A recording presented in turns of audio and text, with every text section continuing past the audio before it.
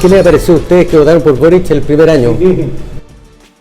Yo tranquila con mi voto después de ver el primer año de gobierno, porque si hay algo desafiante que ha tenido este gobierno es que es un gobierno que tiene dos almas, que se retratan con claridad en las dos coaliciones. Creo que el mejor retrato de esta dualidad es, por un lado, tener, por ejemplo, la aprobación del Tratado de Libre Comercio y, por otro lado, los indultos presidenciales que se realizaron en enero. Bueno, yo creo que ¿Contento con el voto también o no? No, yo voté y voté y ahí está mi voto. Yo creo que a este gobierno le pasó lo que quizá un poco más a lo que le ha pasado a todos los gobiernos. Es decir, cuando un presidente es elegido en segunda vuelta, cree de que esos votos de segunda vuelta son de adhesión total, cosa que no es así. Eso le pasó a Michelle Bachelet, le pasó a Sebastián Piñera y ahora al presidente Boric. Y yo creo que este gobierno creyó que el movimiento de protesta del 2019 era más permanente y más masivo de lo que fue. Pero ¿dónde están las convicciones últimas de Boric? ¿En cuál de esas dos almas están? ¿O el mismo transita tipo Dr. Jekyll y Mr. Hyde entre dos almas? Pero no todos los presidentes son un poco así. Cuando uno ve a los presidentes, en una parte está su alma y en otra parte está la conveniencia o necesidad política. Y cuando uno veía a Piñera, uno dice, ¿dónde está Piñera? Piñera políticamente es un social cristiano, económicamente es liberal. Pero cómo se mueve políticamente, se mueve en función de las necesidades, y es capaz de subir impuestos para tener una PGU. O sea, es un hombre que uno sabe dónde está políticamente y dónde se mueve políticamente. La pregunta es Boric. Yo mirado desde afuera y como opositor a Boric veo que su alma política está en una izquierda radical refundacional y su praxis política sí se adapta, contemporiza con una centroizquierda moderada, con la exconcertación, pero a veces me da la impresión que él mismo no sabe bien dónde está. ¿Quién es él? Y se mira al espejo y transita. No sé si esa bipolaridad psicológica que tiene se transmite también a la íntima convicción política. En el caso particular de Boric y de lo que representa este gobierno, hay un cambio de escenario brutal y radical en 6 meses, que no es algo que te pase frecuentemente en un gobierno. Es decir, este gobierno representaba de alguna manera la continuidad y la consumación de lo que era una voluntad de cambio, de transformaciones de la sociedad chilena, que venía desarrollándose, gestándose desde el movimiento estudiantil del 2011 en adelante, que tiene un clímax en el estallido social. Eso se vuelve a expresar finalmente después de la pandemia en la elección presidencial y sin embargo a partir de ahí se inicia un proceso de, no te diré de vuelta atrás, pero de transformaciones que hacen que este proyecto empiece a tener rápidamente muchos problemas. Boric tiene que hacerse cargo de una realidad que no era la realidad que le había dado sustento y origen al propio proyecto político que él venía gestando. Pero te puedo interrumpir, ¿sí? ¿No pasó lo mismo en los dos gobiernos de Michelle Bachelet? En el caso del primer gobierno donde yo estaba con la crisis del 2008, que nosotros nunca habíamos imaginado y que cambió completamente la agenda del gobierno. En el caso de Sebastián Piñera, en su segundo gobierno, el movimiento social cambió su escenario también. Y la pandemia ni hablemos. O sea, los gobiernos están sujetos... El terremoto, acuérdate, el primero. Claro, o sea, los gobiernos están sujetos a la coyuntura.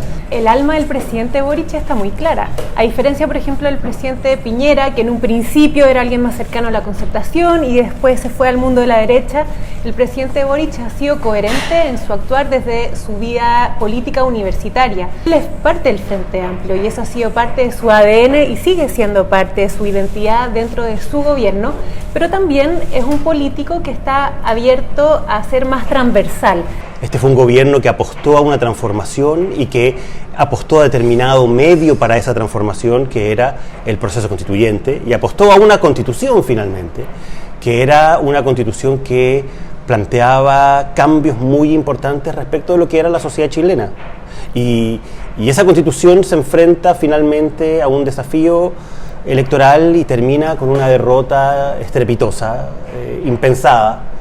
Y por lo tanto, el cambio al que ha debido enfrentarse Gabriel Boric no es solo el tener que afrontar coyunturas, un terremoto, una crisis subprime, no, aquí hubo una apuesta política muy de fondo que viene desde antes del estallido social. Vamos a hacer la tumba del neoliberalismo. Y eso termina estrellándose finalmente contra un 62% en el rechazo, que es la opción electoral que ha tenido más votos en la historia de Chile. O sea, la opción electoral que ha tenido más votos en la historia de Chile es el rechazo al proyecto político que encarnaban Gabriel Boric, el Frente Amplio y el Partido Comunista en su origen. Es todo cierto lo que tú estás diciendo, pero eso no agotaba el gobierno, porque el gobierno desde el primer día, a través de Mario Marcel, definió una política económica que no fue derrotada, que no tuvo que ver con ese 62%, y que sigue hasta el día de hoy. O sea, también en el gobierno ha habido continuidades que no se han visto afectadas por estos problemas. Que si hay algo que se le ha criticado a este gobierno es el amateurismo. Se dice que a veces tiene pocas capacidades de gestión y justamente en el sistema económico ha mostrado todo lo contrario. Entonces eso también es el gobierno. Muchas veces se quiere hablar de Temucuicui cuando hablamos de este gobierno y pocas veces se está dispuesto a hablar, por ejemplo, del desarrollo económico que nos favorece a todos y que es parte de la gestión de este gobierno. Pero hablemos de Temucuicui.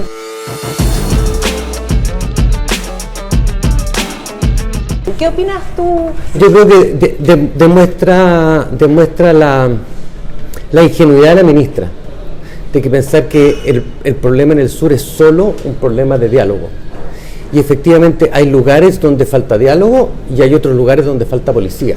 Temucuicui es un reducto delictual manejado por un señor que todo el mundo sabe quién es, dónde está y dónde vive, con el cual hay que conversar antes de llegar a Temucuicui. Y eso yo no tengo por qué saberlo, pero la ministra de Interior tiene que saberlo. En mi juicio partió muy mal la ministra en su acto de debut y eso marcó su ministerio, llamémoslo. Lo que ha pasado es que los gobiernos no le han tomado el peso al tema y el drama que vive Chile en la macrozona sur, que tiene múltiples factores, pero tiene un eje, que es el desencuentro histórico entre el pueblo mapuche y la sociedad chilena. El documento, por ejemplo, que se llama El Buen Vivir, que es un documento oficial del gobierno, yo, siendo que respaldo al gobierno, lo encuentro insatisfactorio. Yo creo que en el tema de Temucuicui, en la señal que se da al comienzo de la gestión de este gobierno, lo que hubo fue, paradójicamente, una manera de transparentar lo que era una cierta lectura de un conflicto y lo que era una cierta lectura de determinados actores que eran los que estaban asumiendo el gobierno en ese momento. Es decir, nosotros tenemos una cierta autoridad y una cierta legitimidad que permite que nosotros podamos llegar a Temucuicui, tocar la puerta y vamos a ser recibidos con los brazos abiertos. O sea, no nos olvidemos que el actual presidente de la República consideró a Temucuicui un territorio liberado del Estado de Chile. Cuando tenemos un gobierno que en medio de una crisis como han sido los incendios de este verano, te trata de tirar primero la pelota a las empresas forestales y después a los conejos pirómanos, bueno, quiere decir que tienes un problema, porque aquí lo que no quieres es asumir de que detrás de esta situación que se está enfrentando hay un actor. Pero en el caso de Temucuicui hay que hacer una distinción, porque este gobierno empieza a gobernar con un estado de excepción constitucional declarado, con una situación de violencia compleja. Entonces no es que a ellos se les ocurrió ir a una zona, sino que una zona que tiene un conflicto, y que el primer gesto del gobierno también sea tratar de hacerse cargo de ese conflicto y ir a la macrozona sur. Yo creo que en principio no es una mala idea. El problema fue la forma en que se organizó, pero creo que es interesante también ver durante el año, ya que estamos hablando del año del gobierno del presidente Boric, ver cómo ha ido evolucionando el tema de la macrozona sur. Yo fui abogada de la ministra Izquierda Siche en la acusación constitucional que se le presentó, y el capítulo primero de los 7 capítulos donde se le acusaba era justamente sobre Temucuicui, y más allá de que podría haberse hecho con más prolijidad, claramente no era un problema que ameritaba una acusación constitucional contra la ministra y poner en jaque o cuestionar que ella haya... Está alegando su causa de Ya lo hice y me fue bien, así que no lo voy a volver a hacer. Pero no es un problema ideológico, es un problema que tiene que haber una autoridad a nivel máximo del gobierno que se ocupe del tema indígena. Y no puede ser nunca el ministro del Interior. Y ese fue el error grave de la ministra Sichel. Uno va a dialogar a Temucuicui aquí.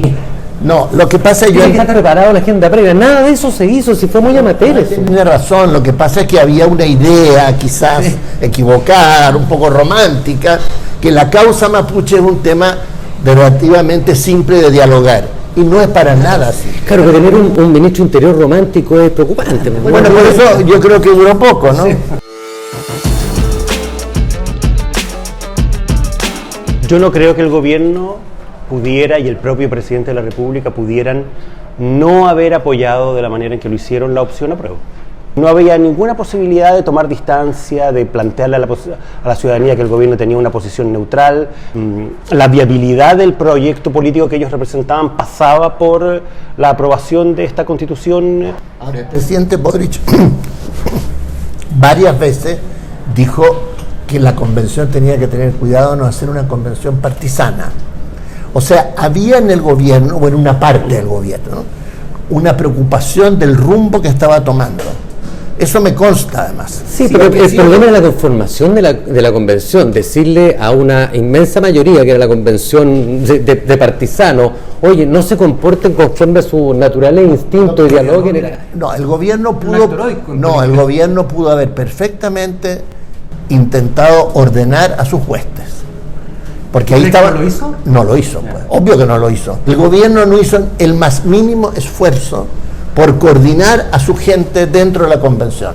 Eso yo creo que fue un gravísimo error. Haber amarrado lo que era el apoyo del gobierno a el éxito del plebiscito creo que fue poco visionario, en el sentido de que fue malo para el plebiscito, poco estratégico, incluso en un término instrumental, para efecto de lograr el propósito buscado, que era tener la nueva constitución. Así pero yo creo que claro, el cambio de la actitud, en el sentido de que el compromiso sigue, pero se entiende, primero, que no hay que paralizar la agenda legislativa por el proceso, y eso lo estamos viendo en este momento, y también una sana distancia para efecto de que tenga su propio peso. Yo creo que efectivamente hay un vértigo revolucionario en Chile, pero ese vértigo revolucionario en Chile, que ha existido siempre, con Allende incluso, o sea, choca de repente con una realidad conservadora, legalista. ¿Te acuerdas que Neruda decía que no va a haber revolución en Chile hasta que no se publique en el diario oficial? Yo creo que esto fue lo más cercano a haberlo publicado en el diario oficial que ha tenido Chile, y sin embargo Chile se asustó, no le gustó, se sintió discriminado, no se sintió oído y rechazó por una amplia mayoría. Soslayar la magnitud de esa derrota y lo que eso ha implicado para Chile en estos meses desde el 4 de septiembre y lo que va a seguir implicando para el desarrollo y el futuro de este gobierno es lo mismo que intentó hacer la ministra Siches cuando se fue a meter a Temucuicui. El problema, yo estoy de acuerdo, que es la derrota más grande que ha tenido la fuerza, llamémosla progresista, en años. Pero lo que no me queda claro es quiénes ganaron. No, eso es claro. Eso porque en la política tiene dos... Ganaron los que no querían ese proyecto. Claro, pero cuando ellos tengan que proponer lo que quieren, no sé si va a haber un 62%.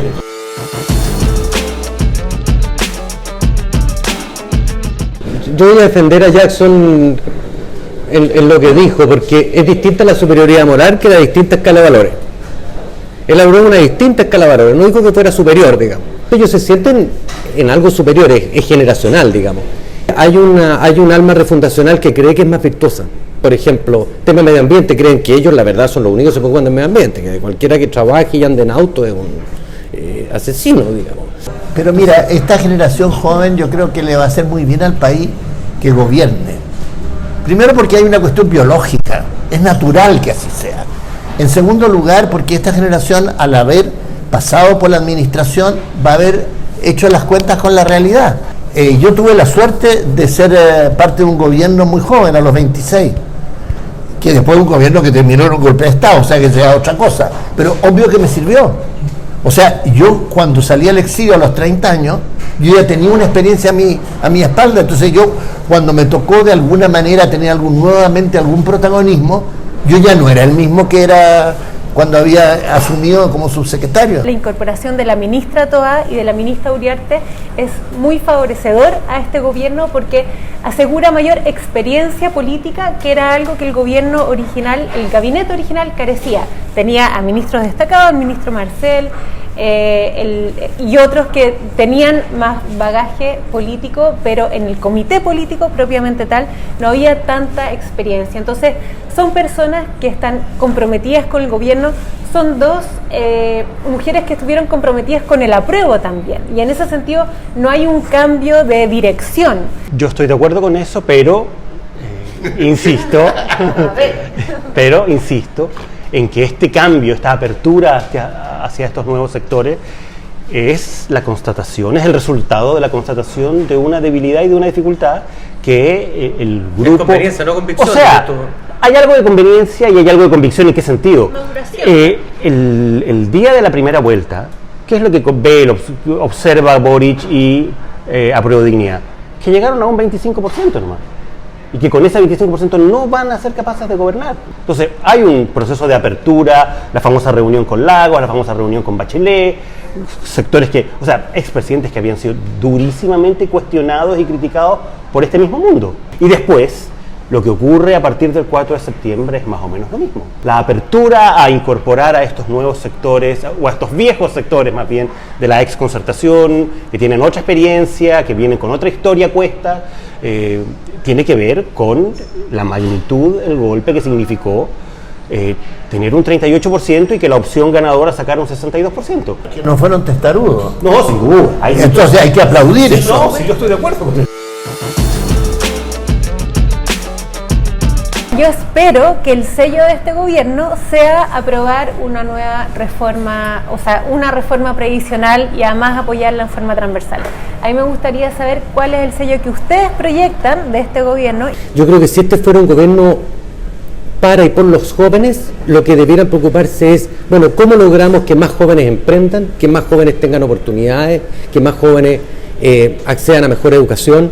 Los altos impuestos, ¿hace más atractivo emprender o no?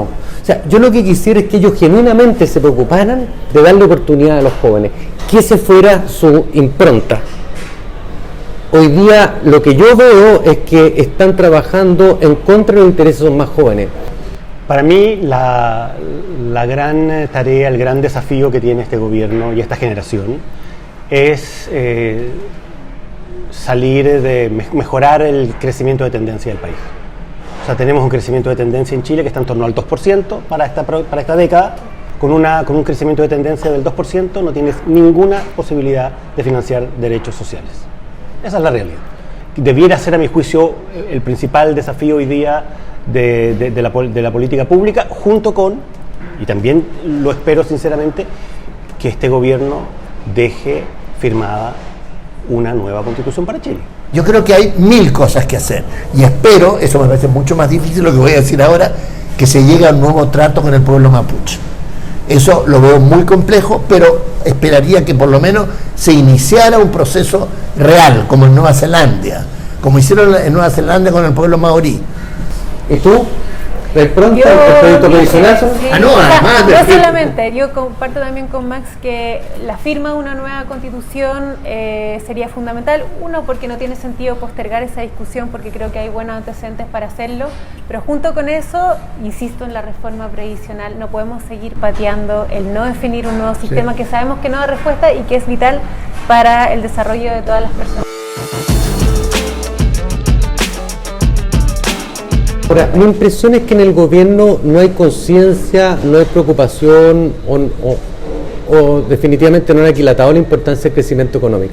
Entonces, la pregunta es, ¿cómo hacerle ver al gobierno que si Chile no crece, y crecer significa que Chile gane más, no tiene proyecto social o solidaridad posible?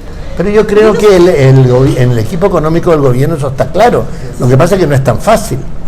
Porque la agenda de productividad, por ejemplo... Es que yo no puedo decir que quiero ganar los 100 metros en la Olimpiada, así que me voy a dedicar a tomar cerveza, voy a comer chunchules, bueno, y voy a fumarme una caquetilla de No agua. puedes tú festinar lo que es una política económica seria. Y creo, por ejemplo, de que hay inversiones importantes. Por ejemplo, la inversión extranjera directa el año pasado fue muy alta. Pero 40% es reinversión, y si tú cambias el sistema tributario se va a acabar, porque hoy día es muy caro tributariamente llevarse la pata de Chile. No puede ser de que simplemente, como decía Pinochet, hay que cuidar a los ricos para que a los pobres les vaya bien. No, lo que hay que hacer es como motivo para que los pobres quieran ser ricos, si eso tiene que estar desafiando. Que eso tiene que haber un piso común. Mi duda es que tú lo planteas como si no hubiese interés por parte del gobierno en el crecimiento. Yo creo que de parte de Hacienda hay total interés, que no da lo mismo, porque es el que conduce la agenda económica del país. Pero esto es un gobierno que firmó el Tratado de Libre Comercio y que lo logró que se implementara, lo terminó de tramitar en el Congreso. Yo no creo que, no era parte de su agenda claramente original, no creo que era algo... Yo también firmé la gratuidad universitaria, digamos. A uno le toca en el gobierno hacer cosas. Yo creo que todos compartimos que es algo positivo. Que algo muy bueno. Imagínate, la gratuidad universitaria lleva mi firma. Pero está muy bien, pues. Pero Mucha no gente es- estará agradecida. No es, Es que son políticas hood robin, es que los pobres favorecen a los ricos. pero no es obvio que se haya firmado. Menos en este gobierno, donde nosotros teníamos, antes de que fuera presidente, teníamos a Gabriel Boric con poleras de no TPP. Entonces yo creo que es importante valorarlo.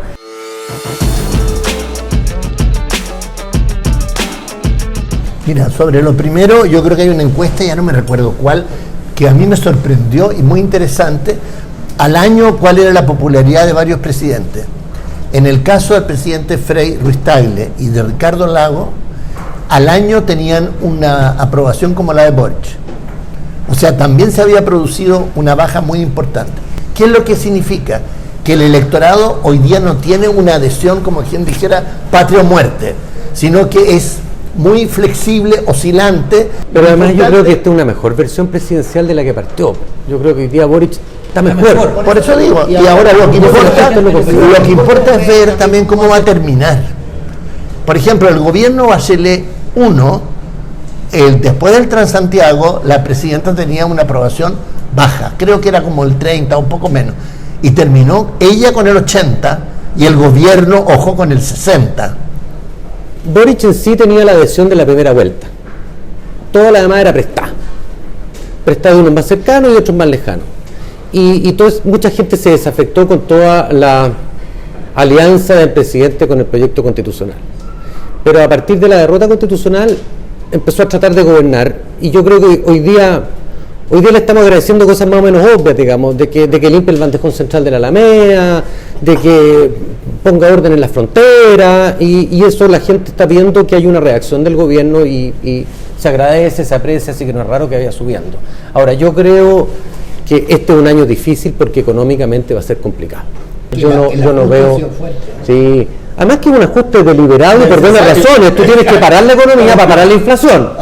Para bien de Chile y para mal del presidente, él tuvo que comerse el primer año de ajuste, que viene deliberado. Él tenía que comerse ese año de ajuste y respaldar a Marcel, y lo hizo. Y yo creo que él en eso tuvo una visión que yo a los presidentes se las agradezco. Antipopulista, llamemos. Pero yo creo que hoy día tenemos una mejor versión presidencial de la que asumió hace un año. Hay más madurez, hay más sustancia, está rodeado de mejor gente. Entonces queremos creer que de aquí va para arriba la cosa. Ahí hay dos cosas importantes. Primero, el resultado de la elección. Claramente hubo muchas personas que votaron a favor del presidente Boric que no compartían, no eran parte de su militancia. Obvio, por eso quería recortar. O sea, esta fue una elección donde el presidente Boric enfrentaba a la extrema derecha, por otro lado, que es José Antonio Kast. Eso no es baladí, ¿verdad? Entonces es esperable que baje su apoyo porque nunca tuvo un apoyo incondicional, como bien decía José Antonio. Pero yo vuelvo a analizar lo de la estabilidad económica. No es obvio, no es hacer lo básico, en especial porque este es un gobierno de izquierda. Este es un gobierno que su alma es el Frente Amplio. Entonces tener un gobierno lo más cercano a la izquierda que hemos tenido durante los últimos 30 años, que se preocupa de la estabilidad económica, es algo muy importante porque ayuda a desmitificar también. Yo estoy completamente de acuerdo. Yo creo que la consolidación fiscal, me atrevería a decir que es, a mi juicio, el principal logro político y de gestión que ha tenido el gobierno en este primer año. Y ha sido impulsada por el ministro de Hacienda, ¿cierto? Pero el ministro de Hacienda no habría podido hacer lo que ha hecho si no fuera por el respaldo político que le ha dado el presidente de la República.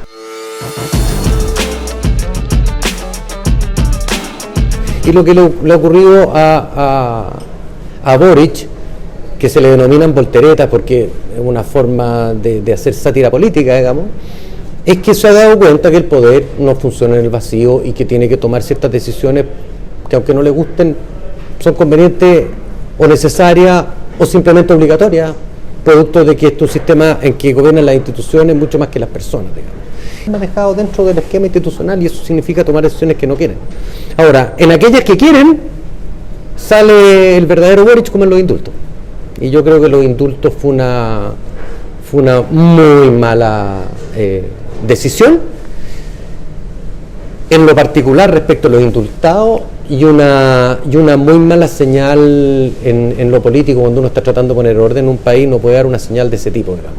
Yo creo que el tema de los indultos ha sido el error más grave que ha tenido el gobierno en su primer año de gestión.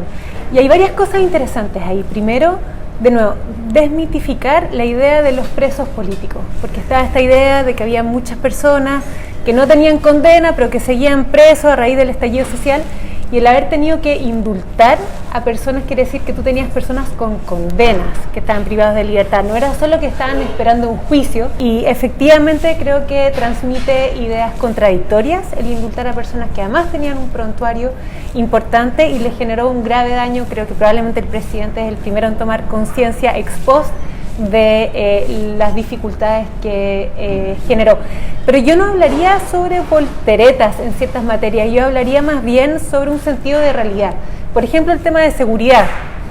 No cabe duda que no era parte importante de la agenda, no era un elemento de la campaña ni el programa del gobierno, y se ha transformado en un tema central, no por una voltereta, sino que porque también cuando gobiernas tomas un sentido de realidad de ciertas materias que tal vez en campaña no las veías. Ahora, sobre esto de las volteretas, yo me imagino tal vez que el presidente Boric, que es un buen lector, habrá leído El Príncipe de Maquiavelo.